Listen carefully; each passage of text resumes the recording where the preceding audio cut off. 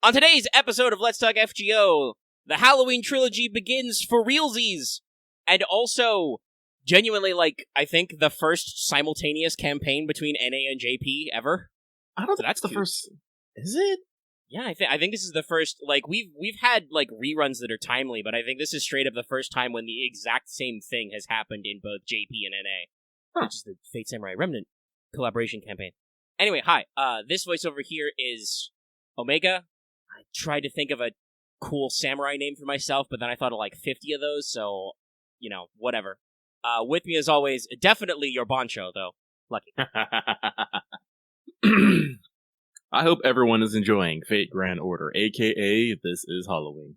And while we here at Studio Mega like to bring you the latest in FGO-related news and memes, we will be talking about current and future events, both the JP and EM versions of the game, so anyone not wanting spoilers should make sure to treat your Lizzes with care. They are more precious than you think. I'm, blitzing up my Lizzes right now, doing those sweet, sweet rank-up quests. But yes, it's time for Let's Talk FGO, which means it's time to remind you, the show, brought to you by patrons like Evan Hart, Blackest OG, Call Me Zed, Carlos, Dragon, Ferris, Fighty Side Spirit, Jeremy Vasquez, JDV9000, Just the Fae, John Sandoval, Starlight, Legendary Boss Hunter, Liam Kessler, Regent Raptor, Rise of Kenji, Rogue Raven, Sharp Rush, Empire, some guy named Bob, and Varian the Crow. If you like what we do and want to see more, though you could also interpolate that as if you like what you see. Hey, Sailor. Consider supporting us on Patreon. Your name could be up here too. Sick. Let's move on 5 on Summer Canis. Thank you, Grinding. But that means we can move swiftly on. I get another dose of course. To our other regularly scheduled stuff. They haven't been, it's only been live streams, they haven't been bothering me about posted videos, so after the 2-minute mark I can say it's time to check in with everybody's favorite Kohai Mash. Senpai, 起きてください. And say it's time for Waking the Fuck Up Senpai for pro tips. I was double checking that because I just talking to Lucky off mic about how monetization for streams has been weird, thanks YouTube. But I'm pretty sure I can still throw in a couple of fucks in a posted video. But I do have a twofer for you right now. One of which is directly FGO related, the second of which is something which has been a point of concern in our Discord, so I'll spread it to the audience. Several hundred people will click on this video. Maybe more, I don't know. Maybe Liz will catch them. Anyway, first of all, October's mats.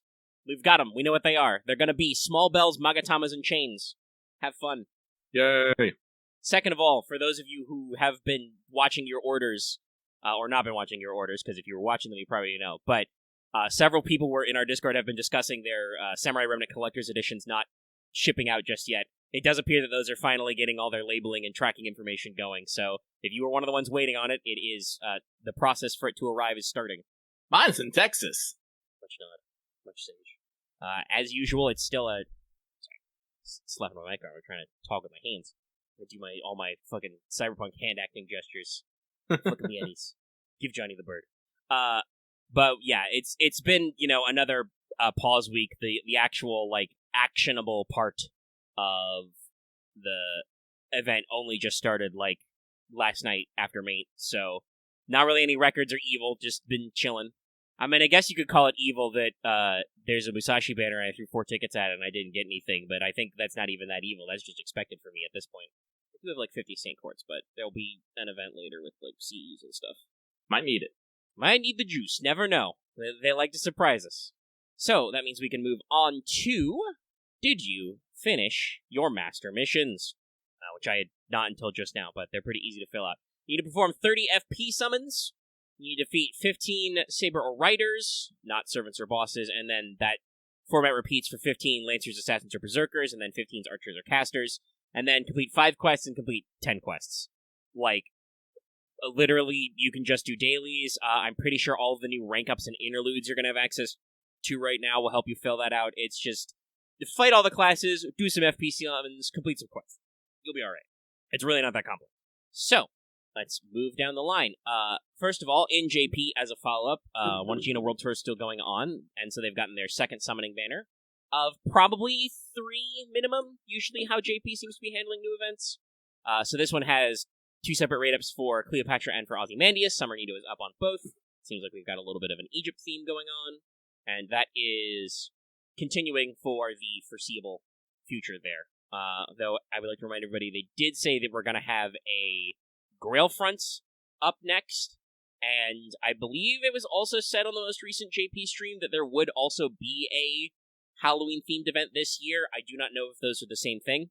Like, I don't know if it's girlfriend and Halloween-themed, but we'll see. And then, like I said, for the first time, I think, ever, other than maybe some, like, social media tips for a couple of stuff, because, like, JP had some, like, rank-ups and stuff for, I think, Strange Fake that we didn't get quite yet, because they're early. But NA and JP are both doing the Fate Samurai Remnant campaign, started the 28th and going until the 4th. Log in for a commemorative CE, this was known. You've got half AP rank ups and double suck and double FP for all Fate Samurai Remnant related servants. Also, you can do interludes where you don't have the servants yet, and I believe this is NA's first time with this mechanic. Chat can double check me on that. I don't think we've gotten that one before. Alright, chat is saying I'm correct. Yeah, so, this could also be considered a, like, sub-pro tip, as somebody pointed in chat out earlier in our Patreon live chat. You too can join in on this conversation. But, this is basically free quartz for this time period, so, don't miss out on that either, because not only do you get to do the interludes, but also you get the benefits from them. Obviously, like, for skill upgrades or, NP upgrades on interludes, you don't get to, like, permanently use them until you roll that servant, but yeah, you get all the sync quartz and it counts towards your, like, interludes cleared and rank ups cleared and shit, so it's just a good way to keep stockpiling more sync quartzes. And also, I talked about it earlier, but we've got a few banners as well to celebrate this. You've got individual rate-ups for Musashi, Arjuna, and Old Man Lee, and Kirky and Ku are up all the time on those banners. Yay. Yay. And also, next year, we have our favorite the Prestige Halloween Trilogy Ultra Deluxe Highlights, is what we're officially subtitling it. Started the 29th, going until the 23rd of October, so you have a long strike window to do this. Obviously, there's not much else going on in FGO, so catch up while you can. But if you're also buried under the backlog of a fuck ton of video games... I raised my hand like we're at an AA meeting. Just we're all here. You don't have to do them right away. But you can now actually do your replays for all your big grails. I know a lot of people are doing that, and remember, there are 3 grails in total in this, so it's very worth your while to do it. But yes, you got a lot of time to do it. And we've gotten a full 5 rank-up quests, 1 for each and every Liz. And remember, Mark 1 and Mark 2 are separate, so older players do get to double up on the Saint Quartz there. If you manage to play the original and the rerun, you get both of them. Let me actually, because there was some confusion on my part about which rank-up was which last time. So let me actually, because they did document these all on the website, let me go ahead, because we're not bussing for time. Let me go ahead and actually, pull up what rank-ups we got. Okay, so Brave Liz, we did, I think, fact correct this, somewhere in there, but to plainly state it, Brave Liz's upgrade to her 3rd skill, she makes it sure she only needs 50% NP and only uses 50% NP to use her 3rd skill.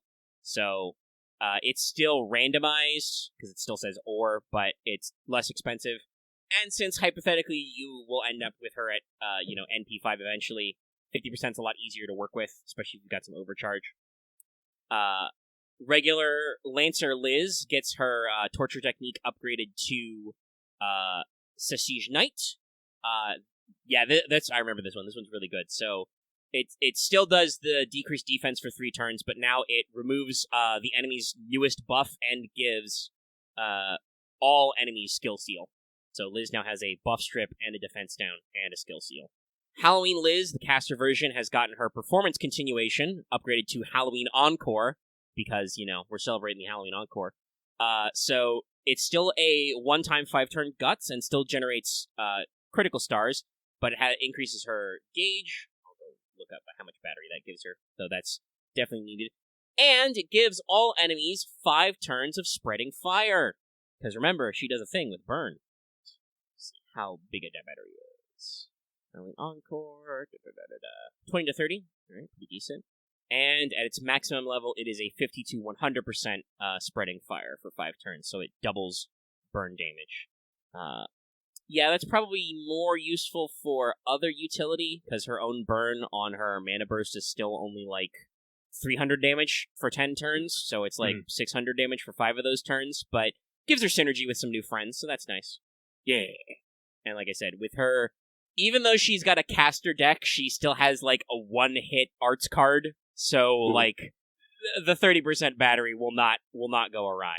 And then both Mecha Ellie-chans, Mark 1 and Mark 2, got Overload upgraded, so now it generates in addition to increasing your NP gauge at the cost of slight HP, it now gives you a fuck ton of critical stars. Yay. Yay. So all of those are very useful and good. So keep, work through those and get your free Saint Quartz and get those skill upgrades. That's what I'm doing right now. Also, Penth and Robin Hood's costumes are now in dressmaking. So if you didn't have them before, you can unlock the Amazona's CEO glasses and Robin's summer outfit. So there you go. That's very fun. This is something that they do pretty frequently. Just start hiding in costumes. It's very solid. And we have several banners. So, your first banner is Cleopatra, regular Liz, extra Vlad, regular Nido Chris, and Caesar in the 3-star slot. Banner 2 is Osakabe Hime, Carmilla, Yang King, Wu, and Robin Hood in the 3-star slot there. And then the third banner will be Berserker Vlad, Full Vlad, Ibaraki, Tammo Cat, Penth, Kyuhime. All Halloween CEs of the original trilogy are up on all of those, so you can take your pick if you want to pick your poison there, and you have a wide variety. Gosh, those are a lot of 4 stars to be on rate up all the time, including some which are redundant. Actually, I just realized that Osakabe Hime one is awful, actually, isn't it? Because those are literally all 4 of those gold servants are assassins. You will not be able to tell anything. Actually, wait, no, it's organized that way anyway. That is weird. Because Vlad is Berserker. Weird. Only the first one actually has, like, different classes, because you've got, like, Cleo Assassin, Liz and Extra Vlad Lancer, and then regular Ludicrous Caster. But yeah, it's Halloween, so you should expect it to be spooky season! Oh my god. It's Rogue Robin in chat having a very great comment. I'm just imagining the pointing to head meme image. Simply do not roll for permanent 5 stars. I mean, if you need units, you need units. But yeah, generally I would say to aim more for Cleopatra on here, just because she is limited. But that's not quite all with our news. We have one more thing. I believe they posted this just today. But there is a social media campaign on Facebook and Twitter X. It's only for 6 Saint Courts, but they are looking for a combined social media reaction for the new Halloween, whatever that is. And that social media campaign goes on until the 10th of October. So if you're wondering, like, roughly when we're possibly going to get the actual new Halloween event, I would say probably around that time. So that'll be the 10th will be second Tuesday in October. So that's obviously just a rough guess, but that is when the social media campaign they're running ends. So don't forget to, consider repping for free Saint Courts, and yeah, keep your eyes peeled. Probably means to be safe. That means I'll do a pregame on the new Halloween event next week. Makes sense. Feels a little early, but, we got a lot of wiggle room to space at all the events, so okay. Well, that's all of our news for now. Obviously, Fate Samurai Remnant did come out, though, some people are waiting on copies. Yeah.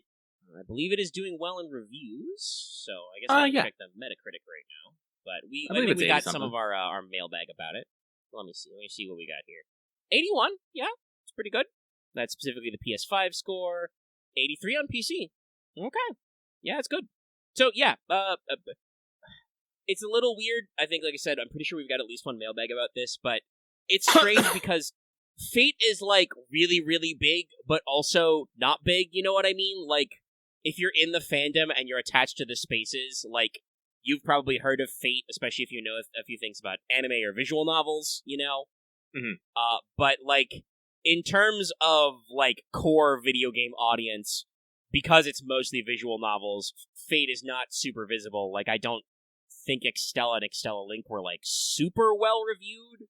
Like, actually, I can check the Metacritic as well. Like, I don't think they were reviewed poorly. I just don't know if people, like, remember they exist. Search for Extella Link. Yeah, Extella Link's got a 75. Oof. Why does Umbral Star have a 67? It is rough.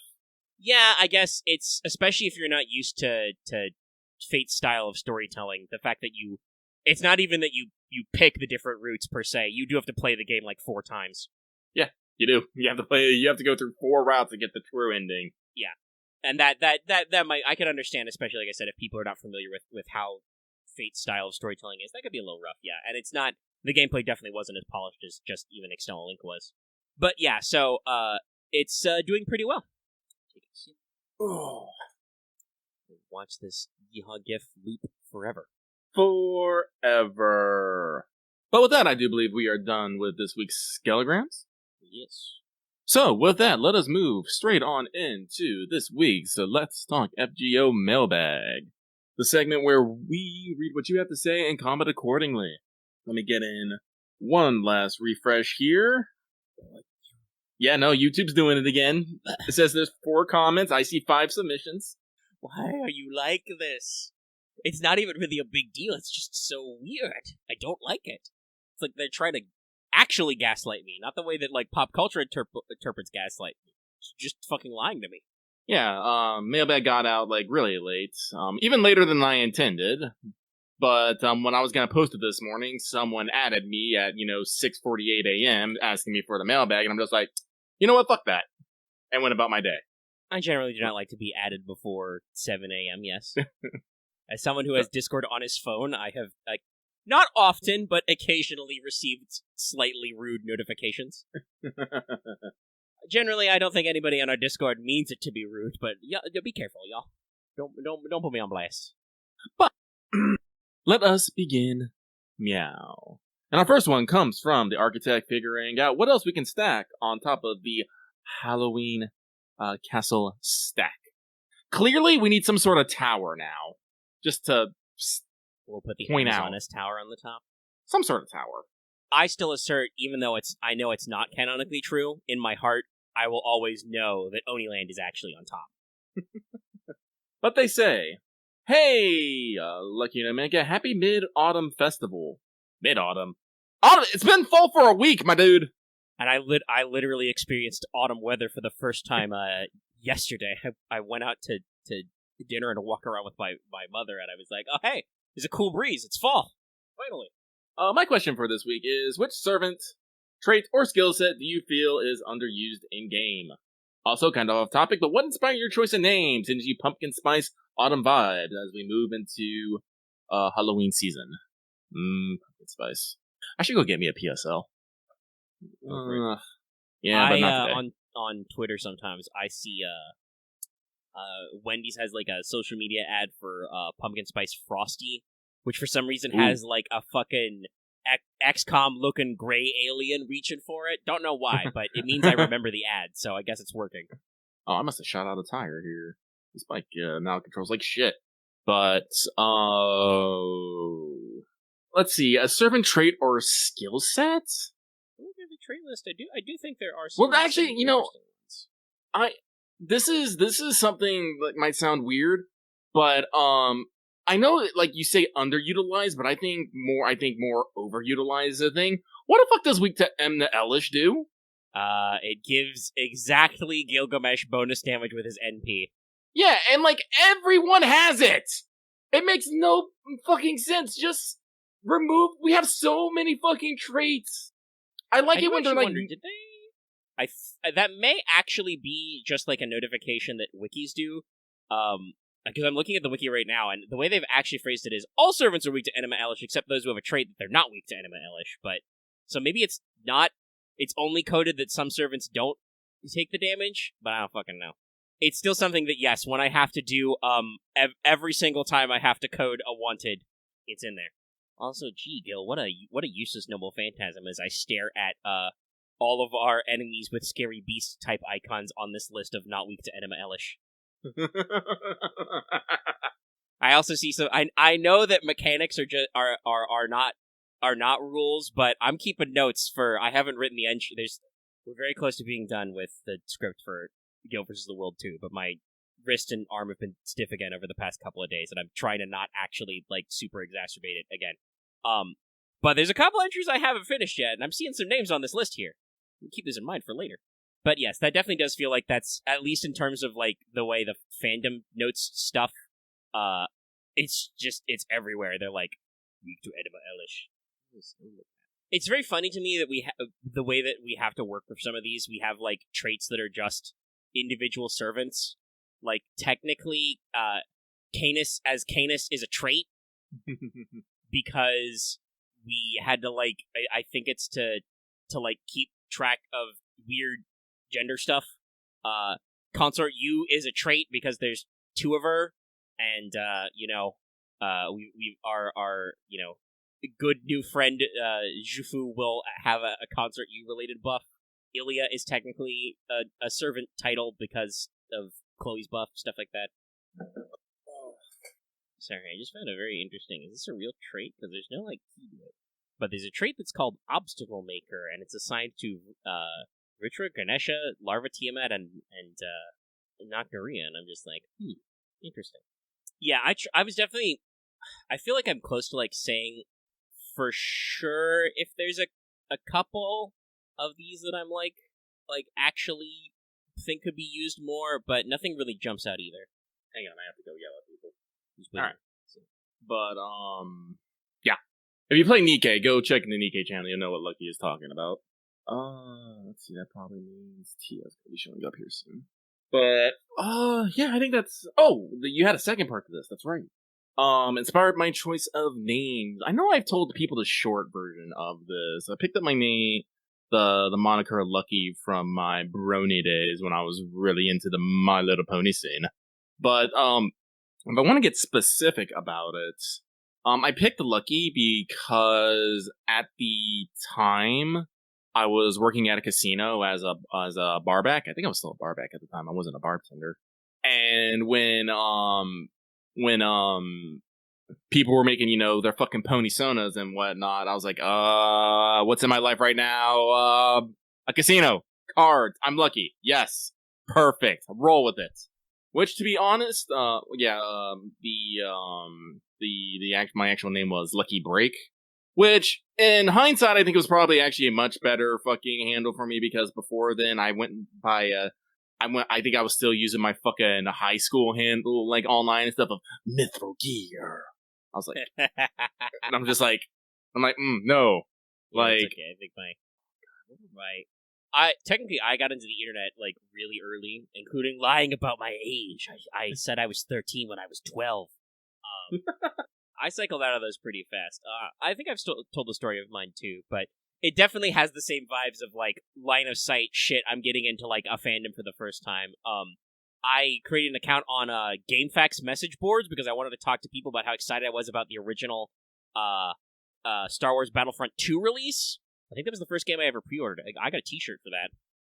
But in Star Wars, the original run of Star Wars Battlefront, you had AI teammates, bots, and they all had pre-generated names. So clones were named after Greek letters plus some digits, and I think droids were unit, just some digits. So I was Unit Omega, and then I dropped the unit and just became Omega, because I've always been of the correct assertion that Omega is the coolest Greek letter. Obviously. There's something to be said for Ki, as I just caused psychic damage to a lot of people listening. But yeah, that's, similar vibes, and it just kind of stuck branding-wise. Okay, but with that, let's move on to the next one. This next one comes from the Tiger King strolling through Edo while petting cats and dogs alike. Question: Hey guys, with Remnant getting positive reviews from, do you think that this will be another good gateway for people getting into Fate? Anyway, that's it for me. Sending good vibes your way. Wah, wah, wah, wah, wah, wah, wah. And hope you have a great evening. You're right. P.S. People are really speculating hard now that Redline's MC will pull a Philip J. Fry. Does that even work? It won't be literally pull up a Philip J. Fry, because there's no time travel involved, right? Does Redline involve time travel? But yes, this is Fate. Hypothetically, you could bang your own grandma. I don't recommend it, but you never know. Anyway, on the question of Samurai Remnant, yeah, I mean, with like I said, even though it's in the lower 80s, an 80 score is pretty good. This is probably one of the higher related games. And obviously, like, while we're making great strides in making the VNs accessible over here, we've got Mahoyo's already out on consoles, and we'll have a Steam port later this year, and we know that Tsukihime remake, the first half is coming to the West next year. People still holding that hope on that Fate Stay Night announcement. I mean, don't expect that announcement until 2024, because that's the anniversary year, but I'm on that boat too. But visual novels are, I don't know if there's like stigma against them as much as there used to. When I was first getting into this fandom, there definitely was a stigma that visual novels were just for porn. Yep, I remember that. Which is kind of funny because, like, that's the only reason why Fate Stay Night is specifically an eroge, even though I'm sure that Nasu would have touched on some adult themes anyway, but specifically the reason why it involves sex scenes is just because that's how it would sell better, because just writing it for the sake of writing fiction wasn't as marketable back then. Yarp. But I don't know if people are as stigmatized about it, but it definitely involves a lot of investment, right? You gotta read. You gotta read a lot. Especially for Tsukihime. How long is the... I mean, it's so expanded that they couldn't fit all the game in one remake, but still, like... Well, actually, no. Once they cut out the sex, Fate Stay Night is rated T, or the Japanese equivalent, like 15 up, 12 up, 13 up. I don't know. It's the equivalent of T for teen. But yeah, definitely a well-produced action game by a third-party developer known for producing games that are all right most of the time. Koei Tecmo does some good stuff. Oh, that reminds me. I should say this on Let's Talk. I think I mentioned it offhand doing the Dark Knight stream yesterday, but.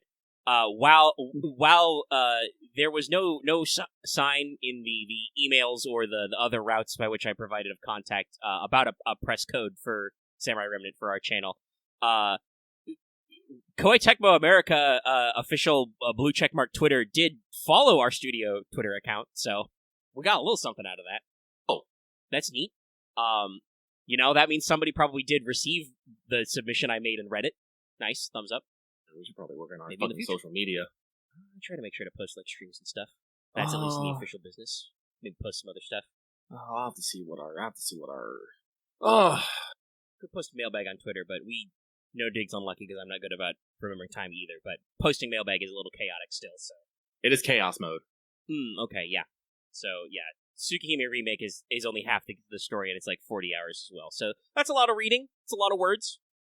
So, like, again, an action-focused game with a lot of characters with a lot of hype, you're going to get a lot of people who are going to be like, hey, I recognize those guys, and also a lot of new characters, because we have some very, wonderful character designs and designers involved. So, yeah, I think it's probably a good gateway into Fate. Honestly, other than the fact that, like, Nasu himself is super obsessed with Fate Musashi, I'm pretty sure he enjoys, writing for her, and we've got a couple of other writers who do as well, but I wouldn't be surprised if that's why Samurai Remnant exists, right? Because the extra remake has been in development hell for a couple of years. Every day we pray for extra record news. There's supposed to be an Extella 2 sometime, maybe? There's been no news on that. Yeah, I when Link came out, Nasu said in interviews, because he's usually very open about these kinds of things, that Link was intended as a 1.5 story that would lead into a proper Extella sequel. That has not materialized at all yet. He's been busy on other projects. So yeah, if Samurai Remnant, brings some new people into Fate, I wouldn't be shocked. For a long time, FGO was kind of the newbie boom trick, but now FGO is almost probably too big for that, right? It's got to be a little daunting to jump into this game that's been out for 5 or 6 years in America? How long have we been doing this? It was what, 2015? 2015? Yeah, 2015 was the JP release, so that's the 8-year mark. Yeah, so it's 6 for us. Yeah, we're 2 years behind. So yeah, that's a lot of baggage, right? Also, hey, go ahead. Yeah, I'm lucky I was about to punch something. I've been as a whole, no, I do think Samurai Remnant is probably gonna be one of the best jump off points to get into Fate in general, because it has the advantage of being something that is modernly produced and yet has very little ties to existing properties. Yes, we can talk about how Kirky and Musashi and other characters are in there, but they're not there necessarily in the capacity that we usually know them as. So when we're talking about anime, I know some people fight me on this, but I always tell people to watch Fate Apocrypha first, just so you can understand the entire concept in a singular sitting, instead of having to, plot out a conspiracy board. And I feel like Fate Samurai Remnant does the exact same thing, is they make a single isolated incident that lets you understand the themes, tropes, and cliches that you'll experience in a Fate story without having you to do a bunch of additional research into this. You do not have to understand the fucking 3 great families. You don't have to understand, Clock Tower. You can just be like, no, just in here right now. And after you complete the game, you can go, dig further into it and then start understanding there's a whole bunch more out there. I do want to... Cameos will probably help with that, like how you can see coup and kill and stuff. By the way, shout out to me. I did kind of call out who the writer was. Yay. I think while it may have been openly spoiled at some point, and obviously the game's out now, I'm pretty sure with like every single piece of character development, we were like, okay, I think we know what's going on here. No, a lot of people were just like, no, this is a straight up rank, and I was all like, too straight. Well, that's true, yes, but there's stuff happening. We're looking at things. But yeah, no, actually, a lot of people were really spot on with a lot of predictions for Samurai Remnant. I think only we found out who Caster was, and it's a semi-obscure one. I won't spoil it. And they always have. They're always going to get you with like one, right? Yeah. And while an assassin was not who we thought we was, and that makes me slightly sad, but things are happening. And I'm sure at some point you and I will actually like defeated our backlog and we'll have played the game and can talk about it. Yeah, on Let's Talk or separately. Yes, like I said, once it arrives, I will probably stop playing Cyberpunk for a while. But yes, as a whole, I think this Samurai Remnant is a perfect jump off point for just about anything Fae, because it is a time invest. It's not too. I don't know. People might say maybe it might be a bit long. Apparently, you can get a lot of hours into it, and you can have multiple playthroughs and whatnot, but... excuse me. It's not something that's too short. It's not something that I would say is maybe too complex. I don't know. I actually haven't played it, but like I said, looking around, people, like, some reviewers have been talking about how, like, this is, like, their first real entry into the Fate franchise, and, they are, positively inclined by it, so it's like, it makes sense. Even... I think our last big, like, I won't say AAA, but, like, A or double A type, actual Fate game was Extella Link. That was 2016. It was a while ago. It took a minute. Fate's been working on a few things. I did just double check, and the rough estimate, I believe, given by developers was it'll take about 50 hours to do one playthrough, but it can be like 100 if you're being completionist. That is not necessarily counting for New Game Plus, which there is a New Game Plus to get, like, slightly different events your second time. Mm-hmm. So, yeah, there's a decent chunk there, but it's probably one of those games where if you just, like, inhale main story, you get through it a lot faster. You can't see it, but I did a hearty nod. Yeah. But, so, like, I am very excited. I am very excited for it. Again, my greed is my comeuppance, so, I had to, go through, NISA. I forgot what the actual acronym means. Was it Nippon Ichi Software Systems America? I cannot remember. NISA. Yep. Yeah. And to get my collector's edition, because listen, I got the cloth poster for Extella, I got the cloth poster for Extella Link, I'm getting the cloth poster for fucking Samurai Remnant. I'm gonna have the triplicate here. You can't stop me. Excuse me while I break into the drive-in, because I gotta look at your damn... Oh, they're not gonna let me in? Oh wait, radio mode deactivation. I'm in. But yeah, any other immediate thoughts on that, Omega? No, not really. The one thing I was going to say before, because it was slightly unrelated, was, hey, if you are a person who is newer and gotten into FGO, because obviously this is the FGO podcast, let us know what made you decide to take that jump in the comments, because that would actually be something I would be interested in hearing from people about how they got into it. I mean, if you've been here all 6 years, you can tell me how you got into it, but I suspect that you probably were like me, or just like, ooh, new Fate thing. Alrighty, so let's move on. This next one comes from Dave at the last moment. And they say, well, I bought an 80 pack to roll for Van Gogh, but got Nightbright inside. I think I've been put on the list now. What, first time? Yeah, I'm if the government actually cares about such things, I'm probably on a few lists of just things I have searched for writing prompts. Listen to our Delta Green APs sometime. You cannot see how hard Lucky is waggling his eyebrows right now. It's pretty intense, let me tell you. Very good. Very good, Robin. Just a little Van Gogh. So, with that, let's keep moving on. This next one comes from Monster Girl Aficionado. Dear Lucky Omega, no question this week, just wishing you well and sending good vibes. Keep up the great work. Wah wah wah wah wah wah wah. P.S. Smug Musashi is best Musashi. The expressions in Fate Samurai is fucking peak. I will say that. Yeah, Musashi has been going around. Mm-hmm. That's something I have.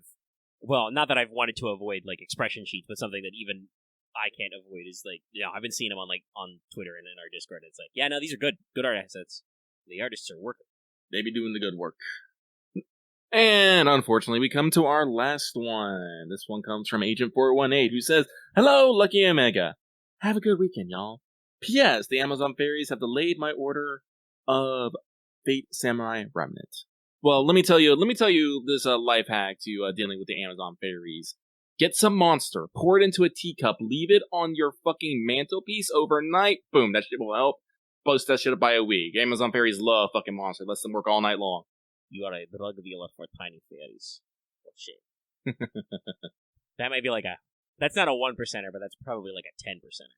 But that is that. That is it for Mailbag this week. Hope everyone enjoyed it. I will try to be better about it. I always meant to post them Wednesday, but like something always happens. Like this Wednesday, I was just dead. I was fucking tired. I wanted to die. I was just like, no, I need to become sleep now. Yesterday, Lucky was like, okay, I am going to become sleep now. Today, Lucky just got spiteful. It's weird because I don't feel like this is the appropriate time for Lucky to experience like seasonal depressive disorder, but it do be kind of like that. I myself have felt the occasional waves of ennui when I'm not, jamming out to cyberpunk music and cutting people in half with my thermal katana. It gives me joy. But no. Because next week, no. Could he? Yes. That would be a little confusing though. I might help some people though because there's so to let everybody know. All right, guys, careful with that. Careful with those jokes.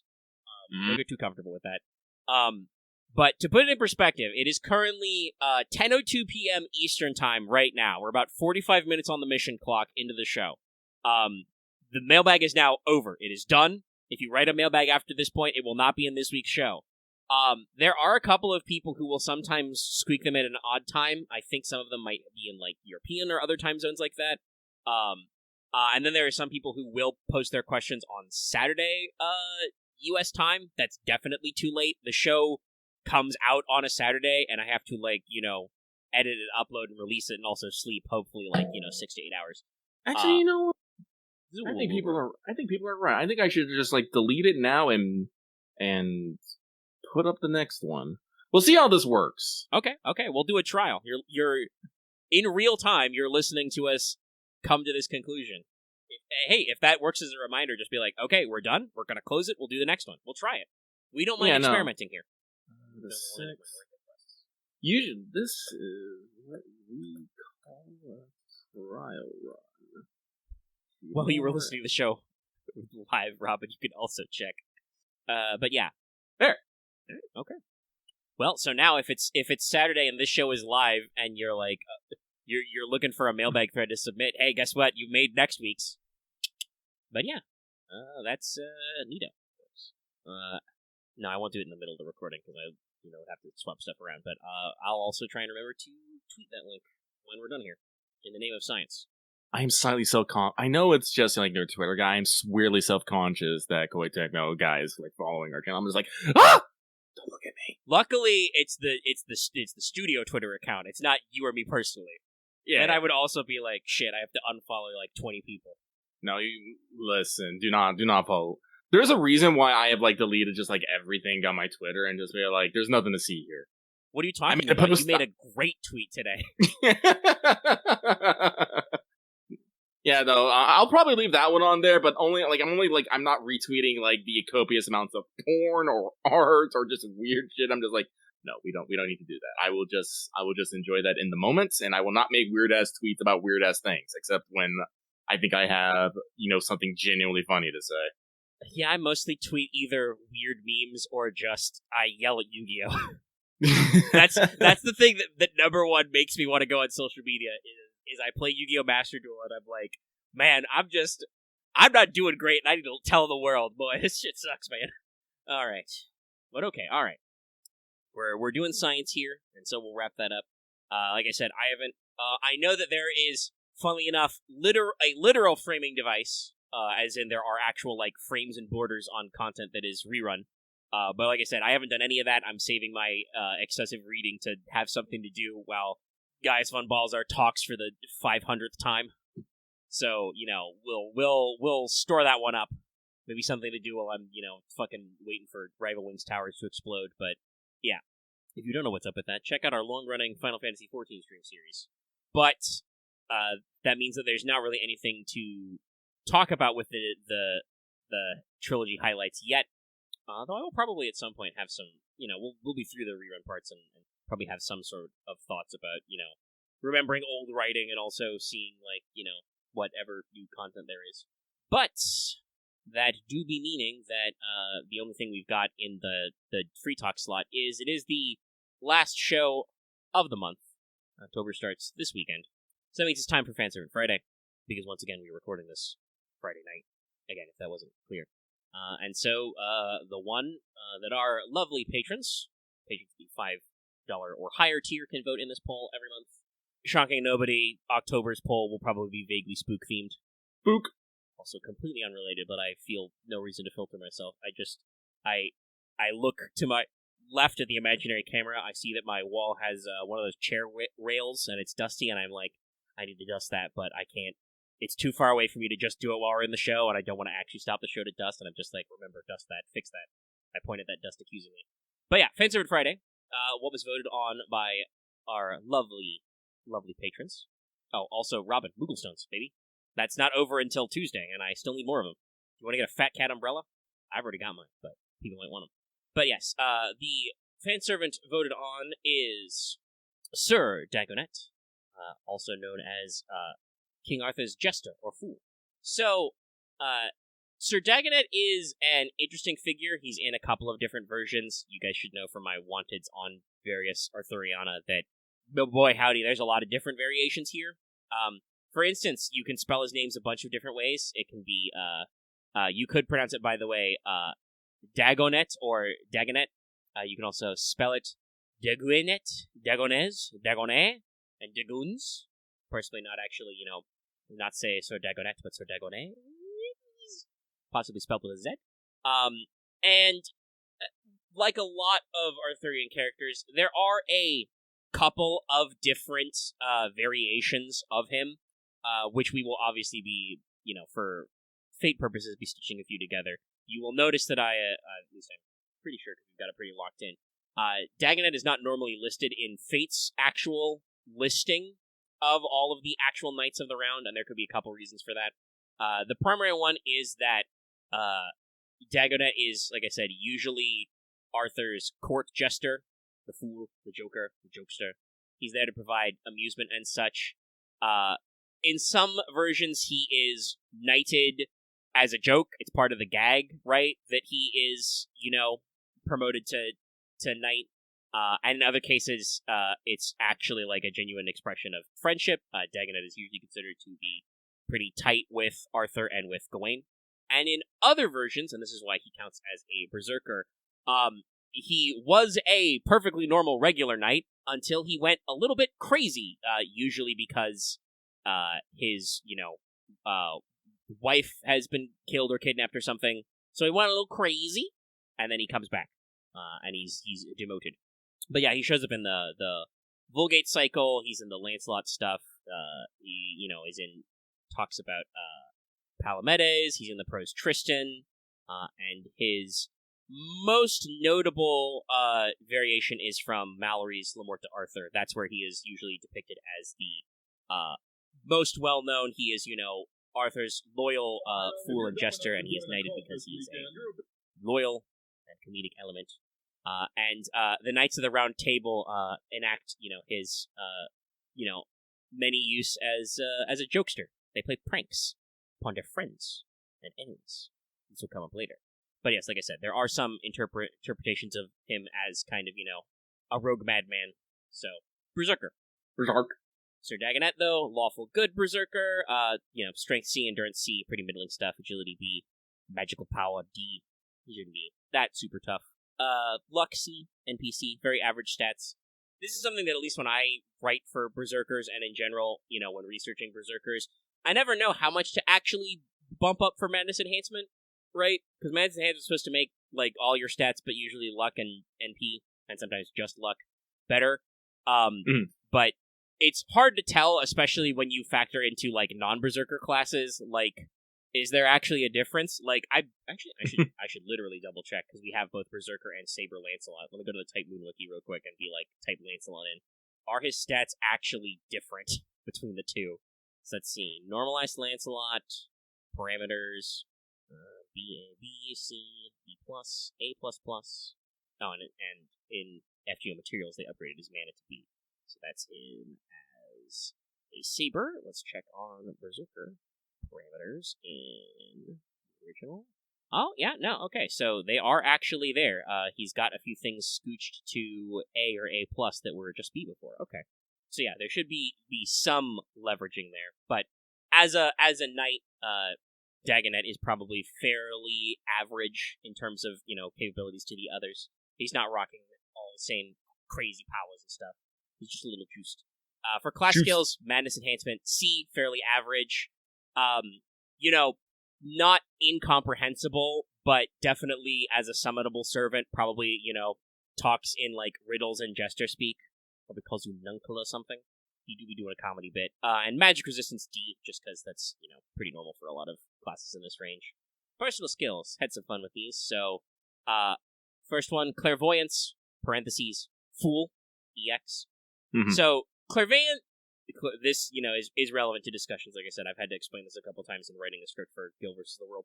Clairvoyance is a weird skill because, while literally the name translates as clairvoyance, they don't mean it as being actual clairvoyant, able to, see things that are distant in time, unless you're at very high ranks.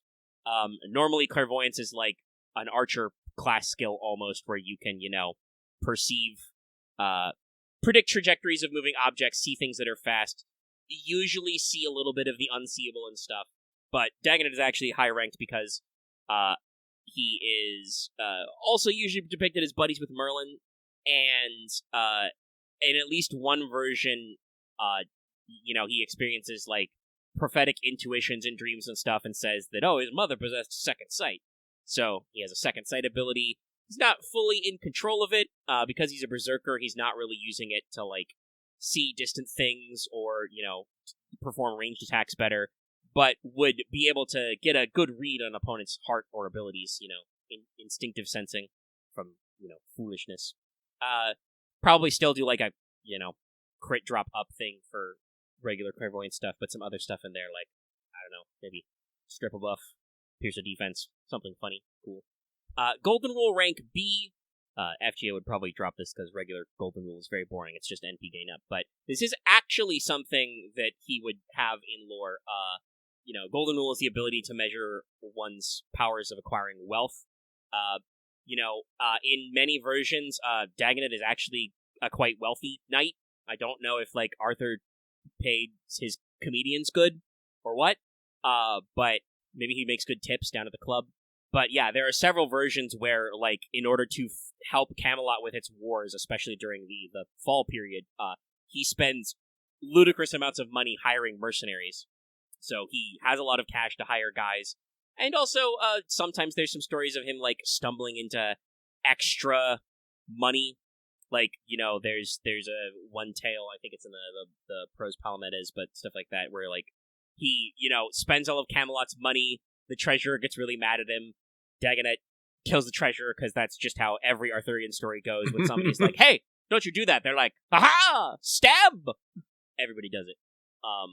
And then manages to, stumble on a treasure hidden in Camelot's walls to pay off all the debts, and, not get in trouble. So, Golden Rule, pretty high rank, he's actually quite wealthy and interesting there. I get to have some fun with this next one. Jester's Capture, C+. This is a skill gained from an anecdote. One of the first instances of Dagonet's appearance, like I said, is in the Vulgate cycle, specifically tied to Lancelot. Sometimes Dagonet's considered, foolish and cowardly. He's not just a jester, he is the fool. But, in this original, Lancelot cycle, Lancelot gets, incapacitated. Dagonet is known as the fool or the coward, sometimes called Dagonet the craven, but he finds Lancelot just knocked the fuck out and quote-unquote captures him, and then, rescues him because he was actually in trouble. So, Lancelot's a pretty high-ranked guy, but he gets one over put by him by this one. And there's a few more tricks and tips we see that go on there that we can mention as I go through skills and noble phantasms as well.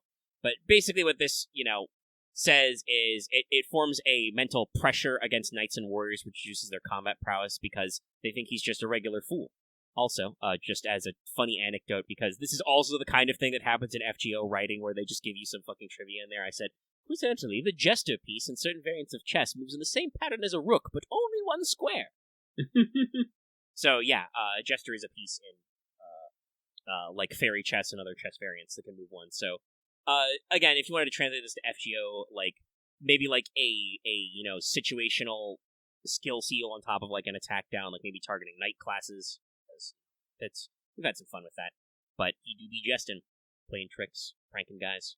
And then usually, again, we have most of the Knights of the Realm related guys have a lot of similar skills. So Knight of Fools B+. So, not officially in Fate's list of knights, but that's because of his weirdness, I would say. But still knighted. I think actually, I'm pretty sure Fate's not implying that literally Arthur only had 13 knights total, just that's how many guys sat at the round table, Mm-hmm. They're all pretty strong and tough, but I think you do need a few more running around to maintain your kingdom. And there are a fuck ton of spear carrier knights in the Arthuriana as well. So there's room to have knights who are not literally sitting at the round table. But he's court jester, a noble knight. Sometimes he's described as a coward, but he's also one of Arthur's most loyal friends. And in most variations, Dagonet lasts until after the fall of Camelot. So, Knight of Fools composites disengage and battle continuation. He can survive injuries or deadly attacks by fleeing or just being mysteriously unharmed, and even with Madness Enhancement, he has a strong resistance to mental interference. He is loyal and dedicated. Since this has Knight in it, it's probably a battery, and then this is probably maybe it's a battery, an evade, and a guts. Just throw all your fucking resistances into one. And just be like, nah, fam, I'm not here. I'm just a humble jester. You can't get me. But, do have 2 Noble Phantasms scheduled for this, so obviously in FGO that would leave you some wiggle room about which one's your actual execution. So the first one is Camelot Pantomime, subtitle Skip to the Broken Music, B+. It's an anti-personnel self-ability. So this one is a sublimation of one of the more famous and one of the legends I really like about Dagonet.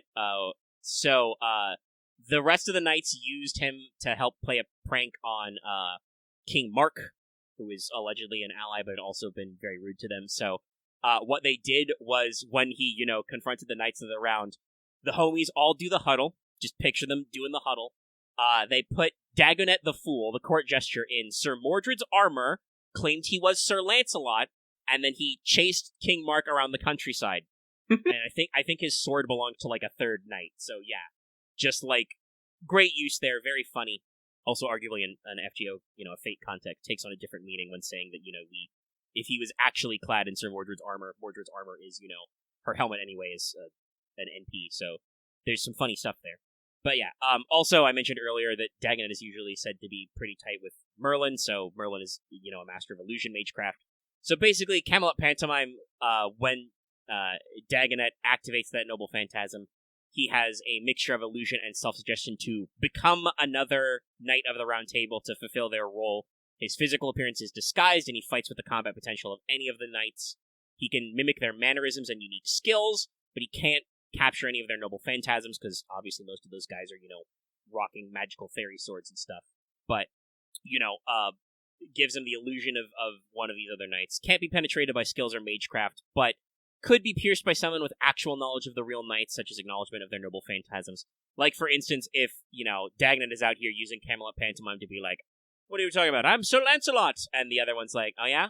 Where's Alandite then? Where's a Roundite, huh? where's your Sword of the Lake? Stuff like that. There's definitely some funny stuff there. That said, even when he's not being a knight, Dagonet can mimic their fighting styles flawlessly and rapidly switch between them, which can be confusing to enemies. Would give you, I think, some funny animation potential where you could have, like I was saying, like Dagonet, like ape attacks of the other knights of the round. Mhm. Throw out some Mordred flying knees, maybe some of Lancelot's buzzsaw attacks. One of his skill animations, he tries to do the Tristan like harp pluck, realizes he doesn't have a harp, becomes sad. But one of the more interesting ones from later, later legends though.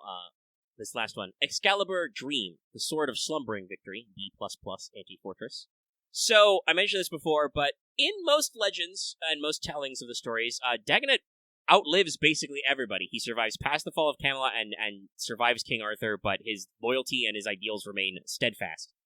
In one version, he sets on a quest to find the missing Merlin, because Merlin has been, put in a bottle at this point. And he, goes to seek Merlin in the land, beyond the furthest hill under the light of the moon. This quest, definitely, he dies on it. But in his dying dream, King Arthur appears and gives Dagonet his holy sword to become king of the Dreamland. Big, shiny, ephemeral stuff. Oh. Even while he was alive, Dagonet was close friends to and advisor to King Arthur, with his right-hand maid Gawain. And so, the idea here of Excalibur Dream is, by, marshaling his magical energy, Dagonet may project the light of his fallen comrades and everyone who died protecting their ideals, creating a silvery projection of a sword, a pale echo of the holy sword, but powered by the light of the sleeping moon.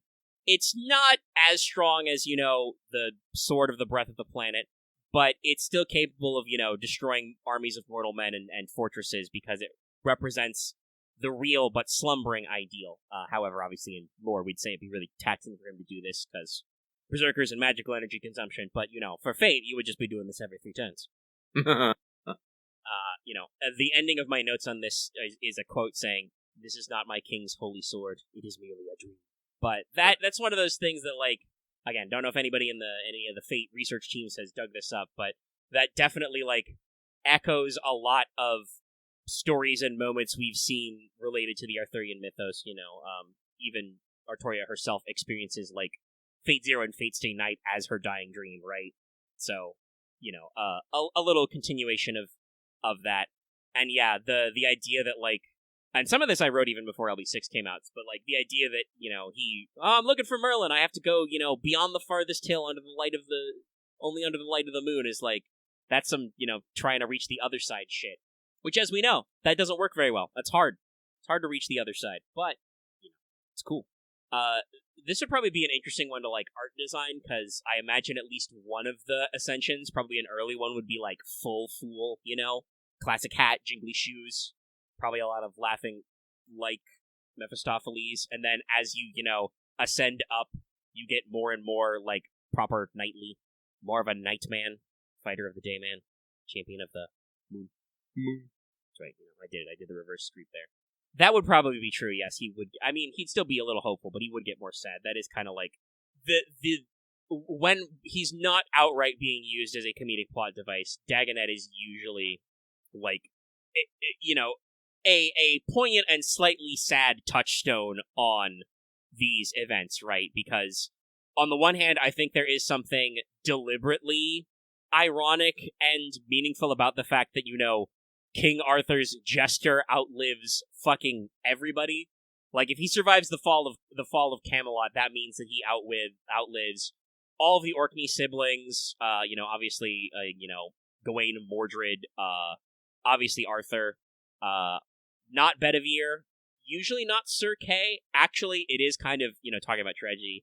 The version where he's hunting for Merlin, like, usually in that one, Sir Kay has survived, and actually is the reason why Dagonet dies, because Kay, who has a bit of a temper, gets so annoyed that Dagonet is like, "No, dude, it's gonna be fine. I'm just gonna find Merlin. I just gotta keep walking over the hills." And he's like, "Buddy, we gotta go back. We gotta fix this shit. Everything's broken." And he's like, No, I'm just gonna go over this hill. And Kay's just like, "Okay, you're clearly crazy. I'm done with you." And like I said, our solution to every bit of interpersonal conflict in the Arthurian mythos is, like, shankery. shank or possibly seduce, and then seduce into shanking. But yeah, so there's a lot of fun potential in here that I think would be cute to acknowledge, and there's a lot going on there. Though, fun fact, usually Lancelot doesn't die in the fall of Camelot. He stayed in France, when Arthur had to come back to Camelot after Mordred's rebellion.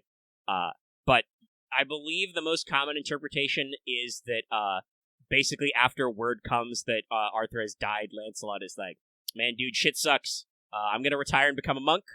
Guinevere becomes a nun, and they never see each other again, and they're just like, well, I'm done. I'm out. Never mind, I have my own country to run. Fuck this shit. This shit sucks. I don't know if they've ever actually clarified. I assume that, again, if Lancelot doesn't end up dying defeated somewhere, he probably is like, well, gotta become a monk now. Yeah, the only note I see on the wiki is that when he heard about the king's death, he became a madman and fell to despair. And then that's why he is a berserker. Though, interestingly enough, it does sound like at least... what are the sources on this? Fate Zero material and Gawain's notes. So this lore's a little old, but it does imply that it's not so much that Arthur and Lancelot were directly fighting, though that is usually the interpretation in Arthuriana. This suggests that, Lancelot, was excommunicated and left, but then Mordred's rebellion happened anyway, and he wanted to join the Battle of Camlan, but Gawain rejected him? Because he would, because Gawain would be very mad at Lancelot for reasons. But I don't know if that quite follows, where we're at with the lore, especially because I am pretty sure that both in Fate and in Myth, Mordred's rebellion is really locked in when Mordred assassinates Gawain. They have a little fight, and Gawain is too much of a dumbass to assume to realize what's going on with Mordred and that he's being shanked. That's Gawain for you. He's very loyal, but very dumb. Also bad at cooking. But yeah, that's Dagonet, and there you go. You've got your extra fun knowledge about Arthur stuff. If you ever want to hear me deep dive like a madman into more Arthuriana, because I would once again not like to underestimate this. Talking about the Arthurian mythos, the matter of Britain, right? It's a conspiracy board deep dive every time because there are so many variations of this. So check out any of the wanteds I've done on Artoria Caster, especially on Morgan. The Morgan wanted is just conspiracy boards all the way down before we even get into the fucking Lost Belt part of it, right? Honestly, Fate, you might think that Fate being Morgan has fucking triple personality disorder of her soul or something because she's, herself, but also a fairy, but also the goddess of Britain or whatever. She was born from the land. You might think that's overcomplicating things. Nah, that's just focusing the branches. The other way you have to do it is actually Arthur has Schrodinger's number of siblings. He has an unknown number of sisters. But yeah, so check those out if you haven't already, and you want to hear me, waggle more about that. But I believe that is everything we have on our docket for today's episode of LTFGO. Yeah. Which is good. I warned you all my hand and arm are getting a little stiff. My shoulders are getting a little in here. Good to relax. Let it go. Alright, so we'll wind us down. So's, if you want some more of this, as we have another fairly, shorter, but still medium. Asking about Prey tonight. Probably not tonight, but like I said, over the weekend I plan on doing the fucking, Praetorium or Rival Wings crunch time.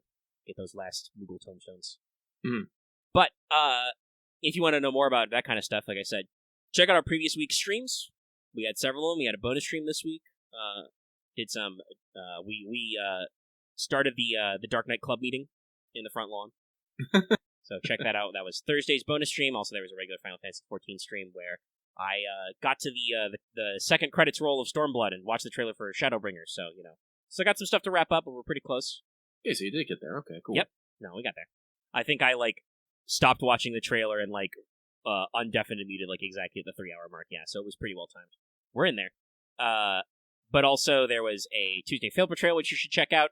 And on Monday, I think I mentioned this on mic? No, it wasn't on mic yet. Just the patrons would know about that. But we finally finished Hollow Knight.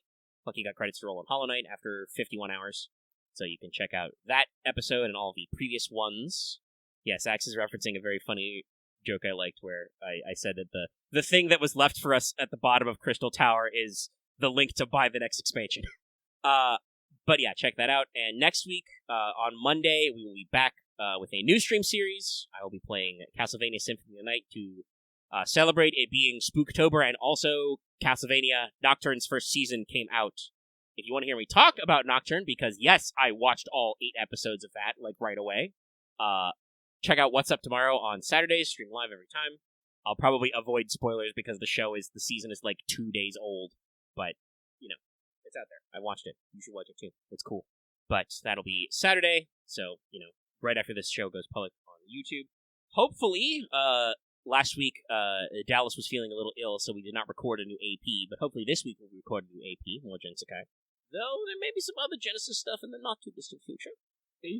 Well, I shouldn't promise. I haven't actually asked Aaron for sure if he wants the game recorded or not. I'll give the option. Sure. But hypothetically, we'll switch up some other stuff. And, keep your eyes peeled for other bonus streams and stuff later this month. Sorry, I have been mentally assaulted. Is this an official? This is branded with Pepsi and the Buffalo Bills. Why would you do this? What the fuck is wrong? Everything's wrong. I click away. I will not look at this again. I deny that Buffalo Pepsi exists. There you go, Chad. I've given you some curse knowledge. But yeah, check out last week's streams if you haven't. Check out next week's streams. Also, keep your eye, like I said, for a pregame for the new Halloween event next week. And also, probably keep your eyes and ears to the ground for a Jacques de Molay wanted sometime, in the next couple of weeks, probably, depending on when stuff exactly happens. So, if you want to make sure you catch all that, be sure to give us a like on YouTube if you like us. You can leave your comments in the comment section down below. You can also catch up with us on our Discord. Link is always on the video description and the channel page, assuming that Discord is still working. Has been a little bit of a problem lately for some people. If you're new here and haven't already, please subscribe to our channel to get all of that wonderful content we're talking about. And even if you're already subscribed, make sure to ring that bell for notifications so you always know when we're posting a new video and when we are live streaming. Also, you can join our channel memberships for access to membership badges and emotes. Remember, badges and emotes show up anywhere in our, stuff. So, live stream chats, comments on videos, and on mailbag posts. Which also, hey, for, the first time ever as we do this science experiment, in case you didn't pick up on that happening in the middle of the episode, to remind you, next week's mailbag is already up now. Lucky posted it to see if that works, so, yeah, you can go there right now. This is the first time I've been able to do this kind of integration, so let's see if it does stuff. And also, like I mentioned at the front of the show, you can support us on Patreon. You can get access to audio versions of our show for as little as $1 a month, or approximately $10 a year. At higher levels, you get to vote in Fanservant Friday polls and other polling, and check out video releases early. And at our highest levels, you can listen to the show live, get shoutouts, etc., etc. Appreciate your support as always. And I think that'll be everything. Alrighty, we'll see you next time. Goodbye now.